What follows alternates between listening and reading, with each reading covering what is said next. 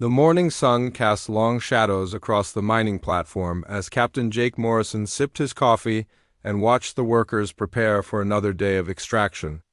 New Haven Colony had been his home for 3 years now, and he still found peace in the routine sounds of machinery and distant conversations. The asteroid belt around them held more rare minerals than Earth had seen in decades. But out here on the edge of known space, life moved at a slower pace. Lisa Turner adjusted her headset in the communications center, scanning through the usual morning reports from the outer mining stations. Traffic was light today, mostly routine check-ins from the automated collectors working the smaller asteroids. She had grown comfortable with the quiet nature of their little corner of the galaxy, where the biggest excitement usually came from discovering a new mineral deposit or celebrating someone's birthday. The first sign of trouble came as a faint signal on the long-range sensors.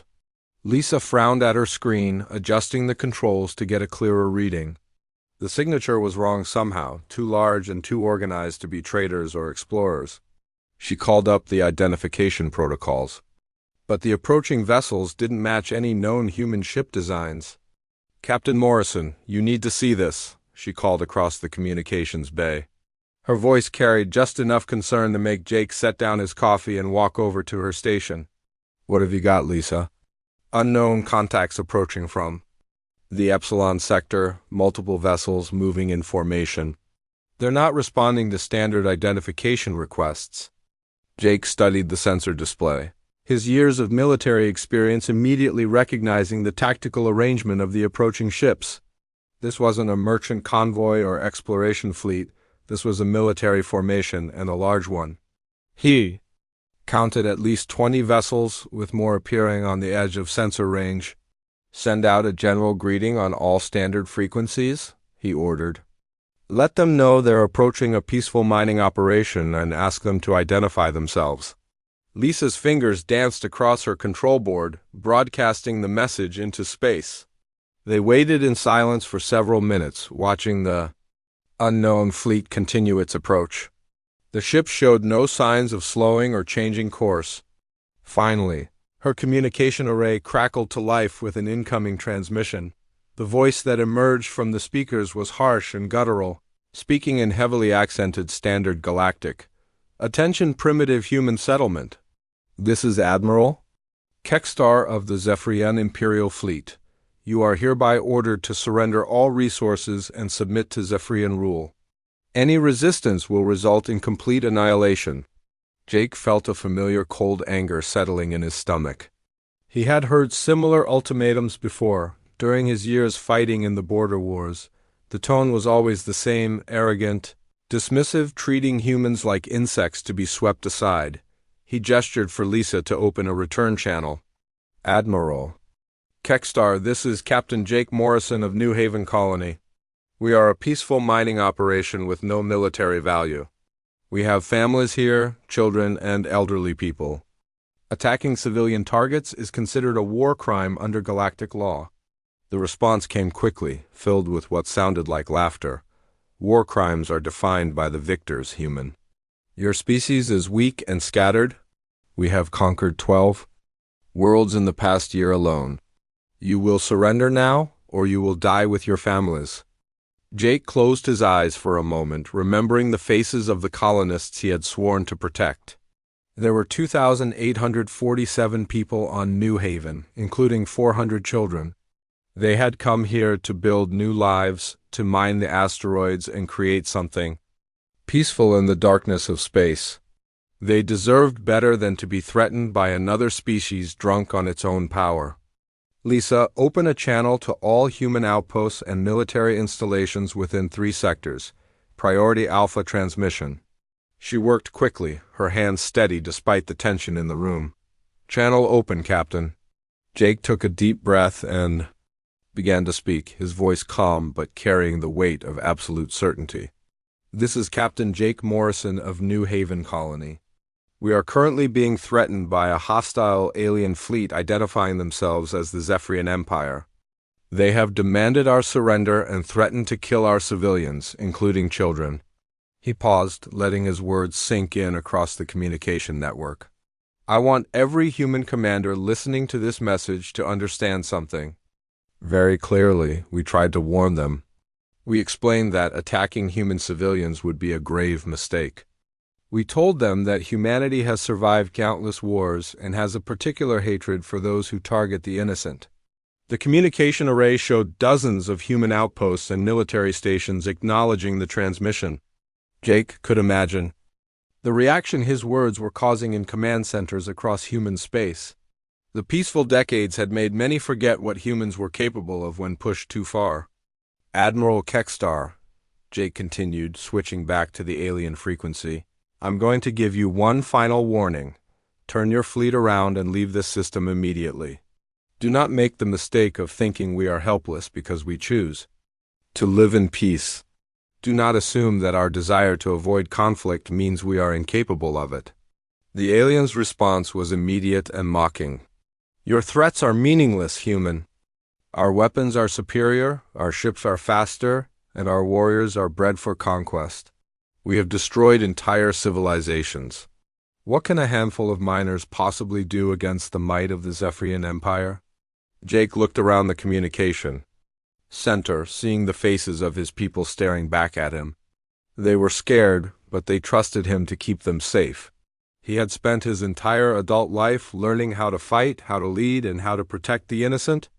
Now all of that training would be put to the ultimate test. Admiral Kekstar, you have been warned. What happens next is entirely your choice. But know this, if you attack New Haven Colony, if you harm a single human civilian, you will have awakened something that has been sleeping for too long. Humanity remembers how to fight, and we remember how to make our enemies pay for their mistakes. The transmission ended in silence, leaving only the hum of machinery and the distant sound of workers going about their daily routines, unaware that their peaceful world was about to change forever. Admiral Kekstar stood on the bridge of his flagship, watching the small human colony through the massive view screen. The mining platforms looked fragile and weak, scattered across the asteroid field like toys floating in space. His officers moved efficiently around him, preparing weapons and checking shield systems with the confidence of a military force that had never known defeat. Analysis complete, Admiral, reported his tactical officer. The humans have minimal defensive capabilities.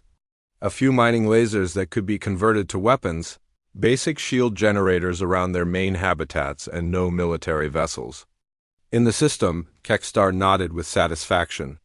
The human captain's warnings had been amusing, but ultimately meaningless.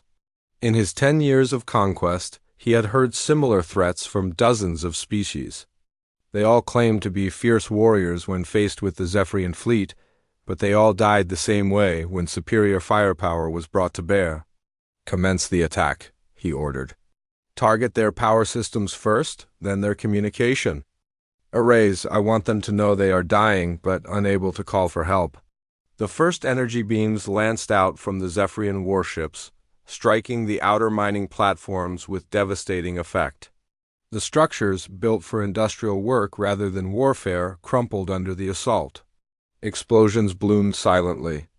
In the vacuum of space as power cores overloaded and atmosphere vented into the void. Captain Morrison felt the vibrations through the deck plates as the colony's shields absorbed the initial impacts.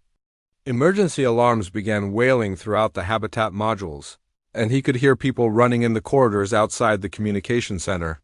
Children were crying, parents calling for their families, and the elderly trying to find shelter in the reinforced sections of the colony. All defensive systems online, Lisa reported, her voice tight with concentration. But Captain, our shields won't hold long against that kind of firepower. Jake nodded grimly, already knowing their situation was hopeless. The colony had been built for mining operations, not military defense. Their shields were designed to protect against asteroid impacts and solar radiation, not concentrated energy weapon fire from a hostile fleet. Send out the evacuation order, he commanded. All non-essential personnel to the emergency shelters. Families with children get priority. Throughout the colony, families grabbed emergency supplies and ran for the underground shelters that had been carved into the larger asteroids. Parents carried their children, helping elderly relatives move as quickly as possible through the connecting tunnels. The shelters had been built as protection against mining accidents and solar storms, but everyone hoped they might provide some protection against the alien weapons. Engineer Paul Davis worked frantically in the main communication array, trying to boost the transmission power despite the ongoing bombardment. The colony's quantum communication system was their only hope of getting word to other human settlements about the attack. His hands moved quickly across the control panels, rerouting power from damaged systems and reinforcing the transmission equipment. "Paul, get to the shelters," Morrison ordered over the internal communication system. "That's a direct order." "Almost finished, Captain," Paul replied, sweat beading on his forehead as another explosion rocked the communication center. "Just need another few minutes to encode the sensor data." The Zephyrian fleet moved closer, their weapons firing continuously at the colony's defensive positions. One by one, the shield generators failed under the relentless assault. The mining platforms that had provided homes and work for thousands of humans began to break apart, their metal structures glowing red-hot before melting completely. In the underground shelters, families huddled together in the darkness. The lights flickered constantly as power systems throughout the colony failed. Children clung to their parents, not understanding why the ground shook with each explosion above them. The elderly tried to comfort the younger people, sharing stories and songs to drown out the sound of destruction. Admiral Kekstar watched the destruction with cold satisfaction. The human colony was dying exactly as he had planned.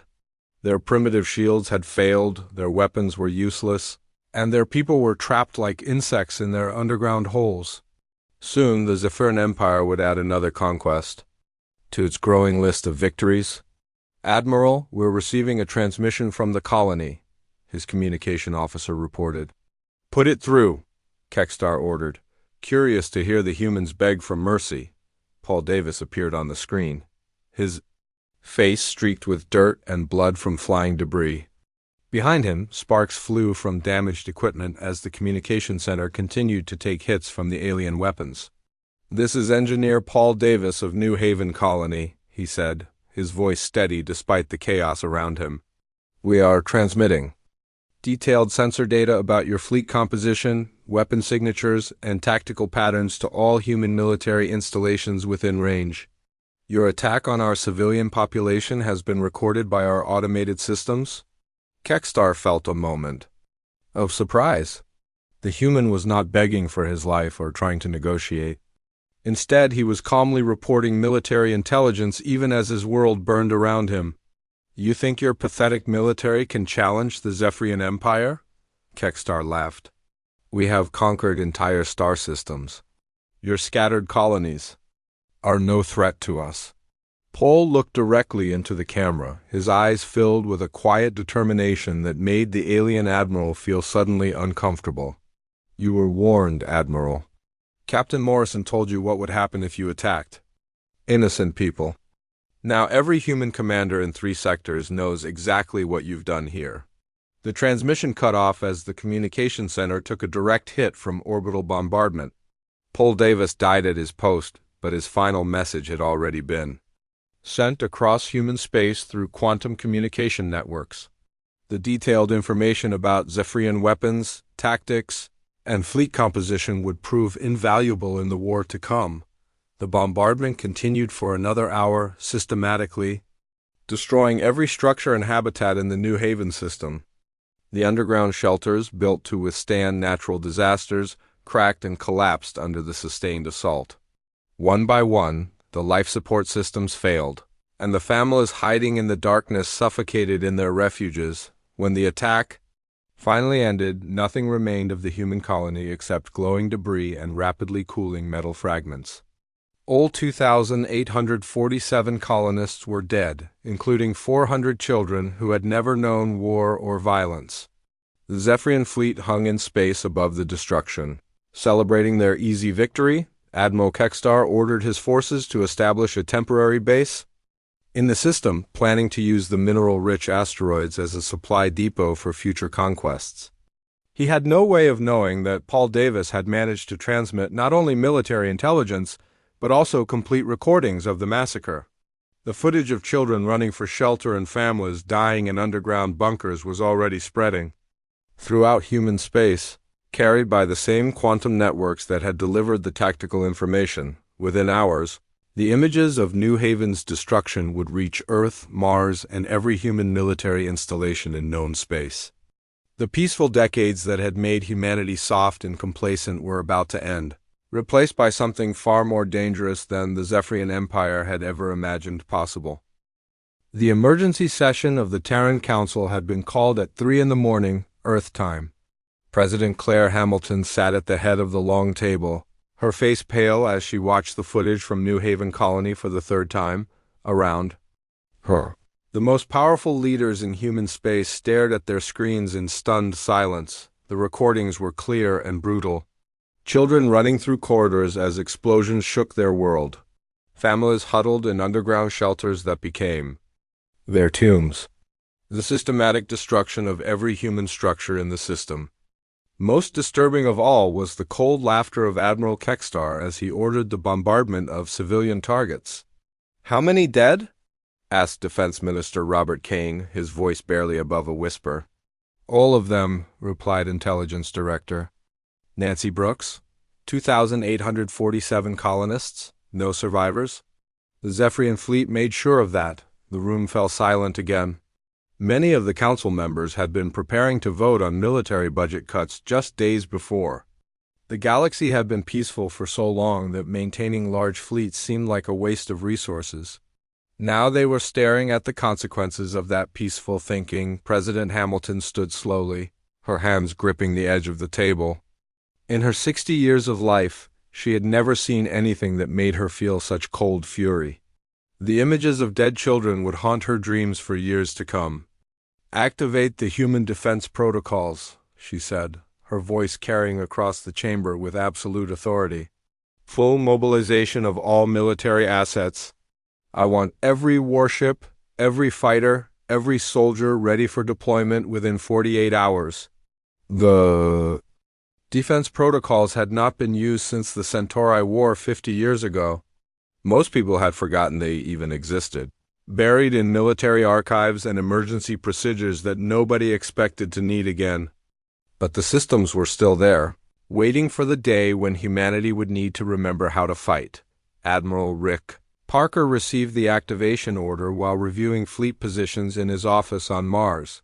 The message was short and direct, but it carried the weight of absolute priority. Within minutes, his staff was pulling up mobilization plans that had been gathering dust for decades. "How many ships can we deploy?" he asked his Chief of Staff, Commander Linda Hayes. "Currently active fleet strength is 127 capital ships and 340 support vessels," she replied, reading from her display. "But sir, if we activate the reserve fleets and recall all ships from patrol duties, we could field over 400 vessels within 2 weeks. Parker nodded grimly. It had been a long time since humanity had needed to think in terms of fleet actions and military campaigns.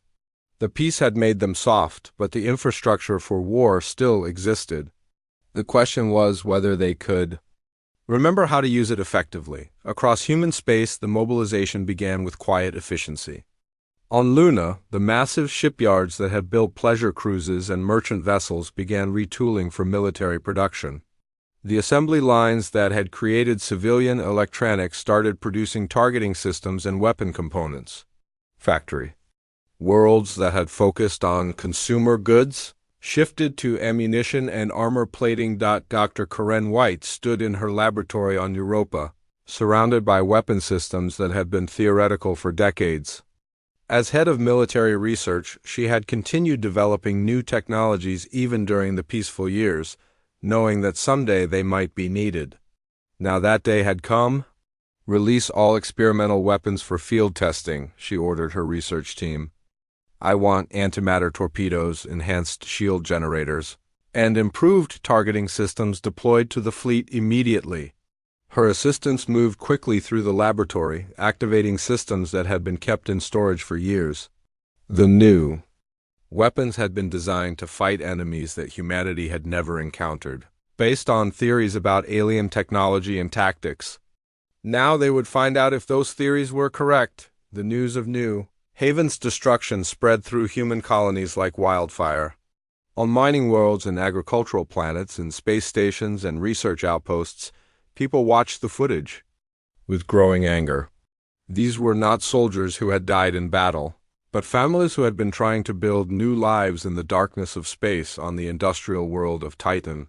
Workers volunteered for double shifts to increase production of military supplies. On the agricultural colonies of the Outer Rim, farmers organized supply convoys to feed the mobilizing fleets. Throughout human space, a species that had grown comfortable with peace remembered why their ancestors had conquered their own solar system through endless warfare. The reaction was not limited to military preparation. On Earth, massive protests formed outside the embassies of species that had remained neutral in galactic conflicts. The crowds demanded action, calling for their governments to support humanity's response to the Zephyrian attack. Many alien diplomats found themselves suddenly unwelcome in human space. The Zephyrian Empire, still celebrating their easy victory at New Haven, had no idea of the storm they had unleashed. Their intelligence networks had focused on human military strength, not on the psychological impact of attacking civilians. They understood fleet sizes and weapon capabilities, but they had never studied human history or culture. If they had, they would have known that humanity's greatest strength had never been their technology or their numbers. It was their ability to unite in the face of external threats, to transform from peaceful farmers and miners into efficient killing machines when their families were threatened. Admiral Parker stood on the bridge of his flagship, watching as dozens of warships moved into formation around Mars. The sight brought back memories of the old wars, when humanity had fought desperately for every world and every life. Those days were supposed to be over, but the Zephyrians had reminded them that peace was always temporary. "All fleet commanders report ready for deployment," his communication officer announced. Parker nodded, feeling the weight of command settling on his shoulders. Somewhere in space, the aliens who had murdered 2,847 innocent people were still celebrating their victory. They had ignored Captain Morrison's warnings, dismissed human threats as meaningless, and proven that they understood nothing about the species they had chosen to fight. Soon they would learn the price of that ignorance. The sleeping giant of human military power was awakening, and the galaxy would remember why peaceful species were often the most dangerous when finally pushed to war. Commander Alex Stone stared at the tactical display showing the New Haven system, his jaw clenched with barely controlled anger. His fast attack squadron had been the closest human military unit to the destroyed colony, and they had pushed their engines to the breaking point to arrive as quickly as possible. 6 days of hard travel through hyperspace had brought them to the scene of the massacre. The debris field that had once been a thriving human settlement stretched across thousands of kilometers. Twisted metal fragments glowed dully in the light of the distant star, while the automated mining drones that had survived the attack continued their programmed tasks, unaware that their human operators were dead. "Contact bearing 270, reported Lieutenant Sam Carter from the sensor station. Multiple Zephyrian vessels, approximately 15 ships maintaining position near the largest asteroid. Stone nodded grimly. The aliens had established a temporary base exactly where New Haven's main habitat had been located. They were literally celebrating their victory on the graves of human families. The sight made his blood boil, but years of military training kept his voice steady. "All ships, this is Stone. We go in fast and hard. Target their communications first, then their engines. I want them alive so they can tell their friends what happens when you murder human civilians." The 4 ships of Stone's squadron were built for speed and stealth, designed to strike quickly and escape before enemy reinforcements could respond. They had been used primarily for patrol duties during the peaceful decades, but their crews remembered how to fight. The attack came without warning. Human ships dropping out of hyperspace directly on top of the Zephyrian formation, The first barrage of human weapons caught the aliens completely off guard. They had been expecting to face primitive mining equipment and civilian vessels, not military-grade plasma cannons and guided missiles. The lead Zephyrian ship took 3 direct hits to its communication array before its crew even realized they were under attack. "Their shields are weaker than expected," reported Weapons Officer Julie Martinez. "Our plasma cannons are punching right through their defensive systems." Stone allowed himself a cold smile. The intelligence data that Paul Davis had died transmitting was proving invaluable. The human weapons had been specifically calibrated to exploit the weaknesses in Zephyrian shield technology, and the results were devastatingly effective. The alien fleet tried to respond, but their formation was in chaos. 3 ships had already lost main power, and 2 more were venting atmosphere from hull breaches. The Zephyrians had never faced an enemy that could match their technology and exceed their tactical flexibility. "Enemy vessel attempting to flee," announced Carter. "Bearing 145, accelerating toward the system edge." "Let them go," Stone ordered. "I want survivors to carry the message back to their fleet. Make sure they understand that this is just the beginning." The battle lasted only 18 minutes. When it ended, 8 Zephyrian ships were destroyed or disabled, with the remainder fleeing toward their home territory. The temporary base they had established was completely destroyed, its components scattered among the debris of the human colony. Stone ordered his ships to pursue the fleeing vessels, but only far enough to ensure they left the system. His small squadron could not afford to be caught by larger enemy forces, and their primary mission was intelligence gathering rather than total destruction. Major Helen Brooks led the boarding party that secured the damaged Zephyrian command ship. Her Marines moved through the alien corridors with practiced efficiency, their weapons ready for any resistance. The Zephyrian crew had been trained to conquer weaker species, but they had never faced human soldiers in close combat. The aliens surrendered quickly when faced with humans who showed no mercy for those who murdered children. Brooks personally dragged the Zephyrian commander to the interrogation chamber, her face showing the cold fury that had driven her across space to avenge New Haven. "You will answer my questions," she told the alien officer, her voice carrying the weight of absolute authority. "Or you will discover why humans have a reputation for being creative when we want information." The interrogation revealed critical intelligence about Zephyrian military structure and future plans. The attack on New Haven had been only the beginning of a larger campaign to conquer human space. The aliens had identified 12 more colonies as targets for destruction, believing that humanity would surrender after losing a few settlements. "They think we're weak," Brooks reported to Stone over the communication link. "Their entire strategy is based on the assumption that humans will negotiate rather than fight back." Stone shook his head in disbelief. The aliens had completely misunderstood human nature. They had studied human technology and counted human ships, but they had never bothered to learn about human history or psychology. They had no concept of what happened when a species that had evolved through constant warfare was finally pushed too far. The psychological impact on the surviving Zephyrian forces was immediate and devastating. Their military doctrine was based on overwhelming firepower and technological superiority, but the humans had matched both and added something the aliens had never encountered before: tactical flexibility and absolute determination. The fleeing Zephyrian ships carried news of the defeat back to their fleet commanders, spreading panic through forces that had never known failure. Stories of human weapons that could penetrate any shield and human soldiers who showed no fear in battle began to circulate among the alien crews. Admiral Kekstar received the reports from his flagship with growing unease. The loss of 8 ships was bad enough, but the manner of their defeat was more disturbing. The humans had fought with a level of skill and aggression that contradicted everything the Zephyrians believed about their enemy. "Increase security around all fleet positions," he ordered his staff, "and send a message to the home fleet. Request immediate reinforcements from the core worlds." The admiral was beginning to understand that he had made a serious mistake in attacking New Haven Colony. The humans were not responding with fear and surrender as expected. Instead, they were fighting back with a competence that suggested years of military experience and preparation, but it was too late for second thoughts. The war had begun, and both sides were now committed to a conflict that would determine the fate of multiple star systems.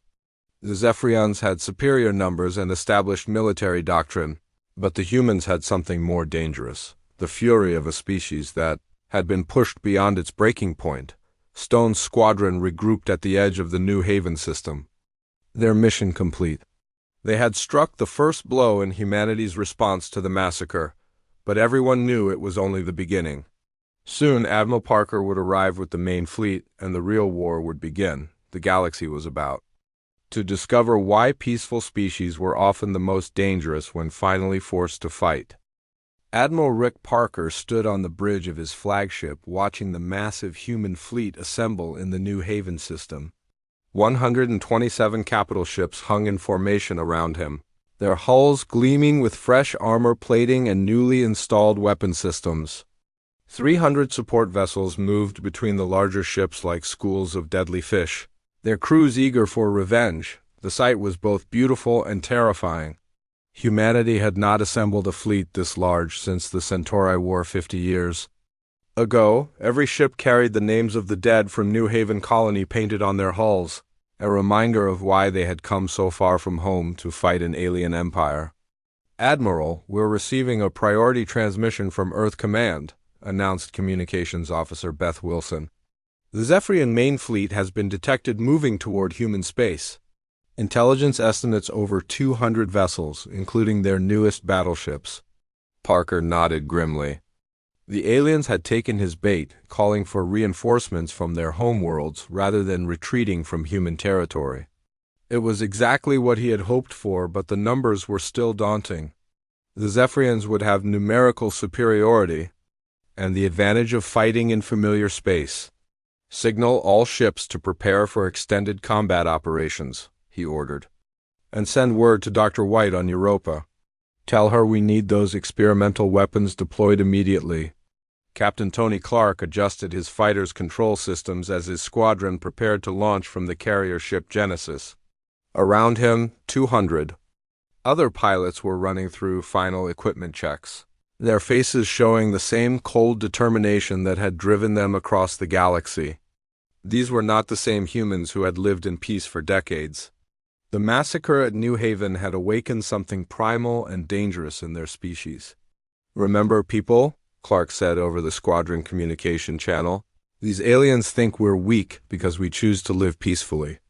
Time to show them the difference between weakness and restraint." The first engagement began when the Zephyrian reinforcement fleet dropped out of hyperspace at the edge of the system. Their formation was impressive, over 200 warships, arranged in perfect battle order. Admiral Kekstar had brought everything he could spare from the core worlds, confident that overwhelming force would crush the human resistance. "Enemy fleet composition confirmed," reported Tactical Officer Greg Foster. 60 battleships, 80 cruisers, and approximately 100 support vessels. They're moving in standard conquest formation. Parker studied the tactical display, his mind calculating distances and weapon ranges with the precision of someone who had spent decades learning how to fight in space. The Zephyrians were following their standard doctrine, using their numbers to intimidate the enemy while closing to optimal firing range. "All ships prepare for evasive maneuvers," he commanded. "Let them come to us. We'll use their confidence against them." The battle began with long-range missile exchanges as both fleets tested each other's defenses. The Zephyrian weapons were powerful but predictable, following the same tactical patterns they had used to conquer 12 other species. The human weapons were different, guided by targeting systems that had been updated with intelligence gathered from the previous engagement. Lieutenant Angela Foster led her boarding team through the corridors of a captured Zephyrian cruiser, her weapons ready for close combat. The aliens had never faced humans in ship-to-ship fighting, and their defensive tactics were completely inadequate against soldiers who had been trained for urban warfare and zero-gravity combat. The Zephyrian crew fought desperately, but they had been trained to fight from a distance using superior technology. When humans broke through their defenses and engaged them directly, The aliens discovered that their physical advantages meant nothing against opponents who refused to surrender or retreat. Bridge secured, Foster reported over her communication link. Engineering section is putting up resistance, but we'll have it cleared in 10 minutes. The tide of battle turned when Dr. White's experimental weapons entered the fight. The new antimatter torpedoes had been designed specifically to penetrate alien shield technology, and their effectiveness exceeded even the most optimistic projections. Zephyrian battleships that had seemed invincible moments before began exploding in brilliant flashes of released energy. "Direct hit on the enemy flagship," announced Weapons Officer Dan Cooper. "Their shields are down and they're venting atmosphere from multiple hull breaches." Parker watched as Admiral Kekstar's command ship listed helplessly in space, its engines dead and its weapon systems offline. The alien admiral who had laughed at human warnings was now experiencing the full fury of an aroused humanity. The Zephyrian fleet began to break apart under the relentless human assault. Ships that had been part of a confident formation minutes before were now fleeing in all directions, their crews panicking as they faced an enemy they could not understand or defeat. "Enemy vessels are attempting to retreat," reported the tactical officer. "Should we pursue? Let the small ships go," Parker ordered. "But I want every battleship and cruiser destroyed or captured. These aliens need to understand the price of murdering human civilians." The battle raged for 3 days with human forces, systematically hunting down and destroying Zephyrian vessels throughout the system. The aliens had expected an easy victory based on their numerical superiority, but they had not counted on human tactical flexibility and technological innovation. Captain Steve Morgan led the final assault on the Zephyrian command ship, his boarding party fighting their way through corridors filled with desperate alien soldiers. The ship's internal defenses had been designed to repel conventional attacks, but human soldiers were anything but conventional. The battle ended with Admiral Kekstar's surrender, transmitted from the bridge of his crippled flagship, the alien admiral who had ordered the destruction of New Haven Colony was now a prisoner of the species he had tried to exterminate.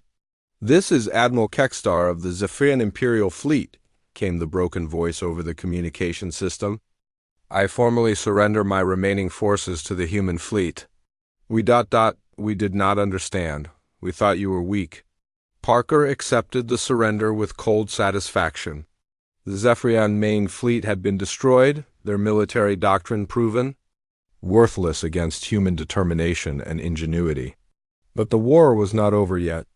The alien empire still controlled dozens of worlds, and their leaders had yet to learn the full price of ignoring human warnings. The survivors of the Zephyrian fleet would carry word back to their homeworlds, spreading the news that humanity was not the weak species they had appeared to be. The peaceful miners and farmers who had built colonies in the darkness of space were also the descendants of persistence hunters, who had once conquered their own planet through endless warfare. Soon the entire galaxy would understand what the Zephyrian Empire had awakened when they chose to ignore Captain Morrison's final warning. The Zephyrian home system had never seen a foreign fleet before. For 300 years, the alien empire had conquered other worlds while their capital remained safe behind layers of defensive stations and orbital fortresses. Now Admiral Parker's fleet hung in space above their primary world like a dark storm cloud. 800 human vessels arrayed in perfect battle formation.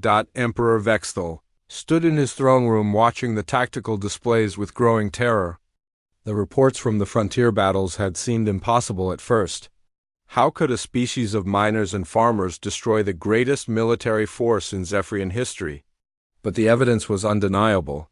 His fleets were gone, his admirals were dead or captured, and now the humans had brought war to his doorstep. "Great Emperor, the humans are transmitting a message," reported his communications minister, his voice shaking with fear. Admiral Parker appeared on the main screen, his face showing the cold determination that had driven humanity across the galaxy seeking justice. Behind him, the bridge of his flagship buzzed with activity as his crew prepared for the final battle of the war. "Emperor Vexthal, this is Admiral Rick Parker of the Human Defense Force. You have exactly 1 hour to order the complete surrender." of all Zephyrian military forces. Refuse, and we will demonstrate why attacking human civilians was the greatest mistake your empire ever made. The Emperor tried to project strength, but his voice betrayed his fear. You cannot threaten the Zephyrian Empire, human. We have ruled this sector for centuries. Our defenses are impregnable. Parker's expression did not change. Your defenses were designed to fight conventional enemies using predictable tactics. We are neither conventional nor predictable. Ask Admiral Kekstar about the effectiveness of your military doctrine against human forces. The captured Zephyrian admiral was brought forward, his uniform torn and his pride completely broken. The alien who had laughed at human warnings now looked like a broken old man, haunted by the memories of watching his fleet burn in space. Great Emperor, Kekstar said, his voice barely above a whisper. Surrender immediately. These humans fight like nothing we have ever encountered. They do not fear death, they do not retreat, and their weapons can penetrate any defense we possess. Emperor. Vexthel felt his confidence crumbling as he stared at his once proud admiral. Kekstar had never shown fear before, even when facing the most dangerous enemies of the Empire. If the humans had broken him so completely, what hope did the remaining Zephyrian forces have? Captain Steve Morgan prepared his assault team for the final boarding action of the war. His soldiers had fought their way through dozens of enemy ships, learning alien tactics and weaknesses with each engagement. Now they were ready to storm the Emperor's personal fortress and end the conflict once and for all. Remember, people, Morgan told his troops, we're not here for conquest. We're here for justice. The families of New Haven deserved to see their killers face the consequences of their actions. The assault began when the hour deadline expired without a Zephyrian surrender. Human ships moved against the orbital fortresses with devastating precision, their weapons tearing through defensive systems that had never been tested against such advanced technology. The experimental antimatter torpedoes that Dr. White had developed proved capable of destroying entire space stations with single hits. The battle for the Zephyrian capital was swift and decisive. The alien defenders had been trained to fight other Zephyrian-style fleets, not the flexible and aggressive tactics that human forces employed. Within 6 hours, every orbital fortress was either destroyed or captured, and human troops were landing on the planet's surface. Lieutenant Colonel Jim Bradley led the assault on the Imperial Palace, his forces moving through the alien capital with the efficiency of soldiers who had perfected their craft through generations of warfare. The Zephyrian guards fought bravely, but they were facing an enemy that understood violence in ways their peaceful empire had forgotten. The throne room doors exploded inward as human soldiers breached the final defensive line. Emperor Vexthel cowered behind his ceremonial throne, all pretense of imperial dignity abandoned in the face of human fury. The aliens who had ruled through fear and intimidation now experienced terror for the first time in their lives. Captain Morgan entered the throne room with deliberate slowness, his weapon ready but not immediately threatening. He wanted the Emperor to understand that this was not a moment of rage or bloodlust, but the calculated delivery of justice for crimes against humanity. Emperor Vexthel, you are under arrest for ordering the massacre of 2,847 innocent civilians, Morgan announced. Your empire is hereby dissolved, and your worlds are placed under human protection. The final act of the war was broadcast across the galaxy. Emperor Vexthel, forced to kneel before representatives of the species he had tried to exterminate, read a formal apology to the families of New Haven's victims. His words were transmitted to every world that had heard Admiral Kekstar's original ultimatum, showing the price of ignoring human warnings. I, Emperor Vexthel of the former Zephyrian Empire, formally apologize for the unprovoked attack on New Haven Colony. We ignored the warnings of Captain Jake Morrison and paid the ultimate price for our arrogance. Let all species know that humanity's desire for peace should never be mistaken for weakness. The ceremony ended with the reading of the names of every person killed in the New Haven massacre. Each name was spoken clearly and slowly, ensuring that the galaxy would remember the individuals who had died and why their deaths had triggered such devastating retaliation. 1 year later, Admiral Parker stood in the memorial garden built on the site of New Haven Colony.